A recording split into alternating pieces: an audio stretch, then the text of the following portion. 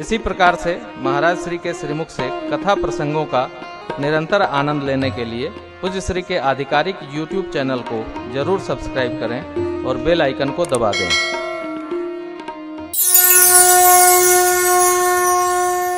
सब कर्मों की गति है। अनेक प्रसंग आप जिधर देखिए, अगल बगल देख लीजिए, भूल से भी कर्म बिगड़ा तो खेल बिगड़ जाएगा। इसलिए हम बार बार सावधान करते हैं, अपने को भी अपनों को भी सावधान, कर्म को संभाल कर रखिए, कर्म न बिगड़ने पाए। उसी की छाया प्रतिछाया में सती अम्बा रही, फिर मां भगवती पार्वती जी के रूप में आई तो कहती हैं, तब कर अब विमोह मोहि नहीं, राम कथा पर रुचि मन माही। पिछला मोह हमको नहीं है, अब मेरी कथा में रुचि है।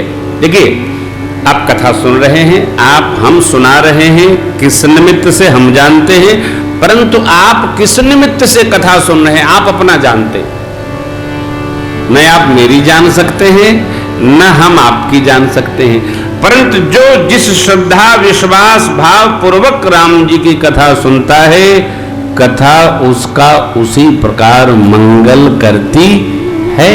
क्योंकि ये तो कथा है साहब, बाबा ने लिखा है, मंगल करनी कली मलहरनी,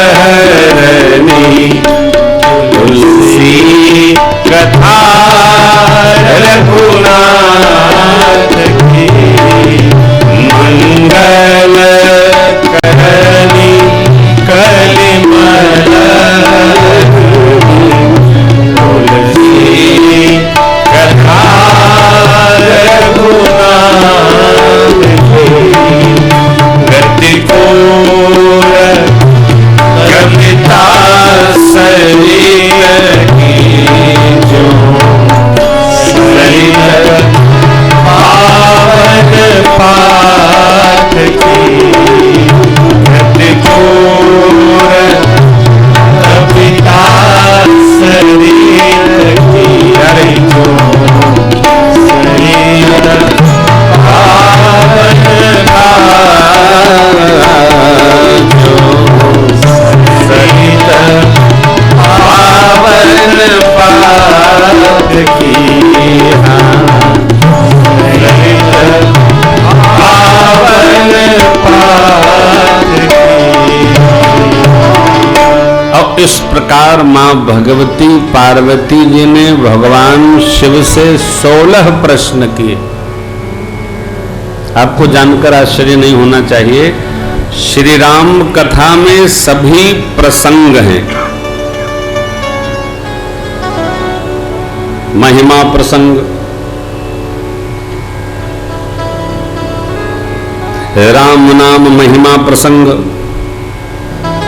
वंदना प्रसंग, शिव पार्वती विवाह प्रसंग, श्री राम जन्म प्रसंग, बाल लीला प्रसंग, ये विशेष प्रसंग है। ऐसे कितने प्रसंग हैं? 84। इन्हीं 84 प्रसंगों की ये राम कथा है। तो एक एक प्रसंग की यदि चर्चा करें तो कम से कम 84 दिन की राम कथा तब पूरा हो गए।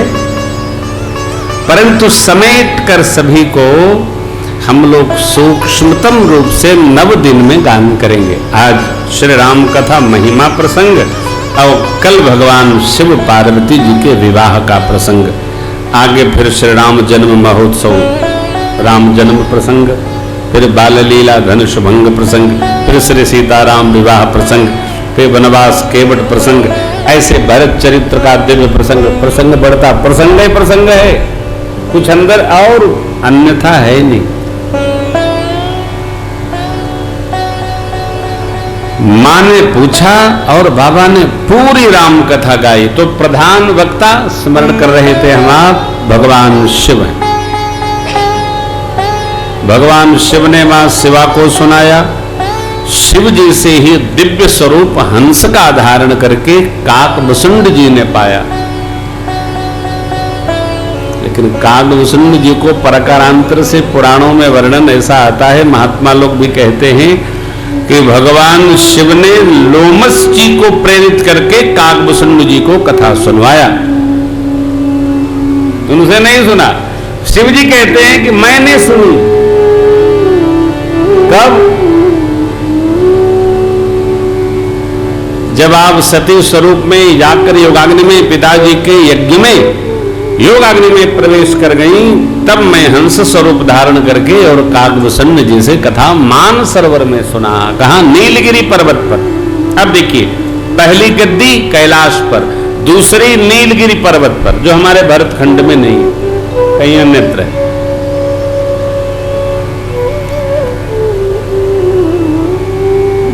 भगवान शिव ने मां पार्वती जी को जो कथा सुनाई वो हिंदी में नहीं है, भाषा में नहीं है, संस्कृत में।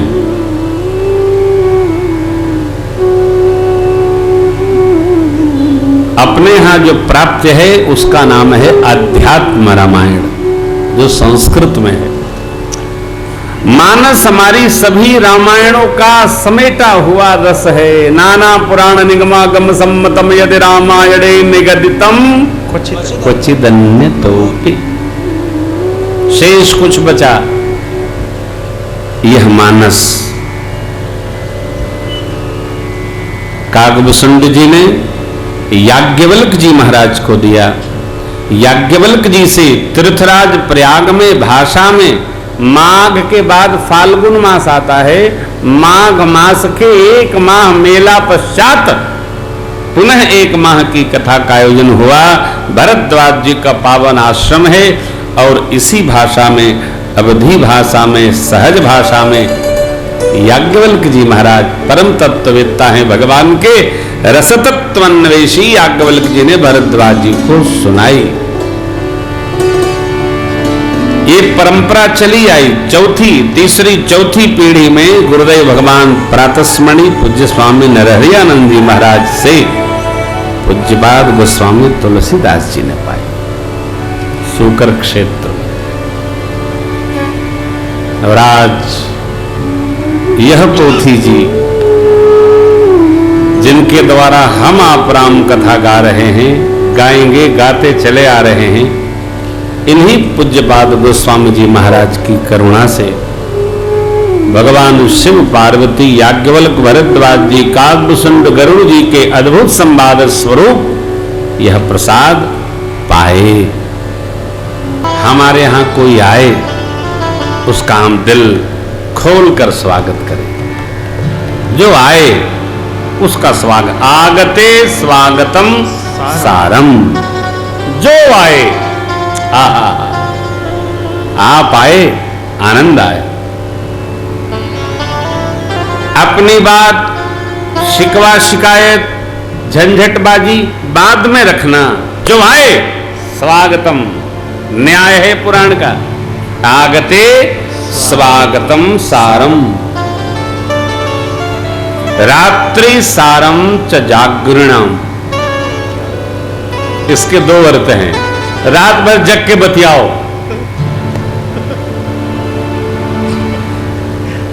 ऐसा अर्थ नहीं, एक भी अर्थ है।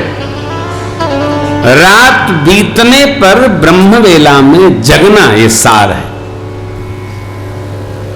अथवा तो मिलने पर इतना आनंद होना चाहिए जैसे रात को हम आनंद महोत्सव मनाते हैं, लीला उत्सव, कीर्तन उत्सव, भजन उत्सव, जो भी आनंद का उत्सव है, दिन का नहीं रखा जाता है, रात्रि का रखा जाता है। रात्रि सारम च जागरणम भोजने च घृतम सारम।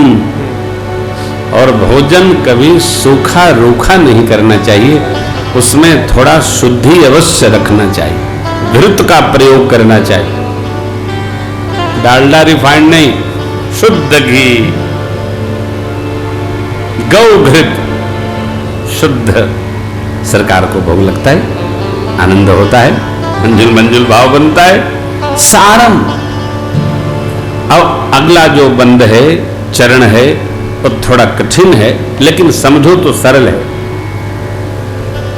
स्त्रीणाम सारम च ताड़नाम, ताड़ने का अर्थ है शिक्षा। माताओं को शिक्षा देना यह संस्कृति का सार तत्व है। जिस घर में मां शिक्षित है, मां शालीन है, सुशील है, विवेकी है, विदुषी है, उसके बच्चे शालीन परम वैदुष्य भाव में अवस्थित होते हैं। ये सार है। आए आगते स्वागतम सारम, स्वागत भया, आए स्वागत भया। प्रश्न करने आए थे, श्रोता का वक्ता महाराज ने स्वागत किया। क्या पूछा? नाथ कृतार्थ भयउ मैं, तव दर्शन खगराज, आय सुदेव सुकरमु अब, प्रभु आयहु केहि काज।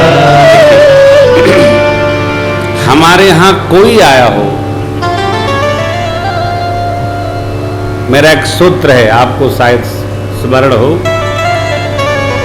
बड़ा कौन?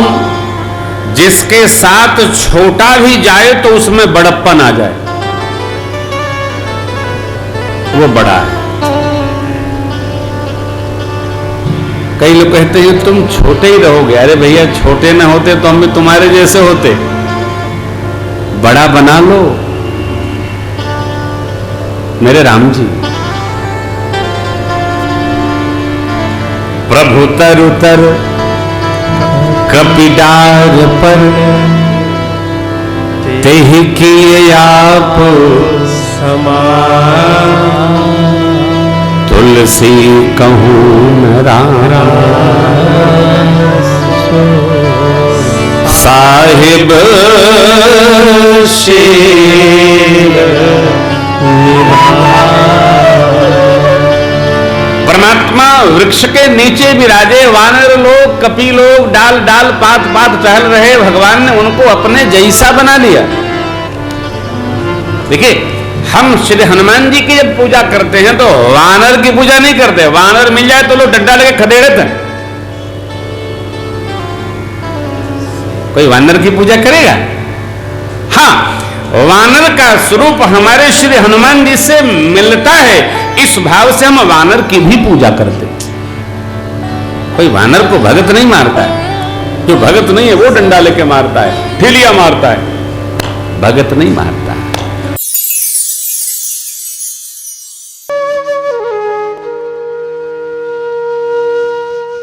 इसी तरह सुनते रहिए। चैनल को सब्सक्राइब करिए, बेल आइकन को दबा दीजिए और पुण्य अर्जन के लिए अपनों में शेयर करिए।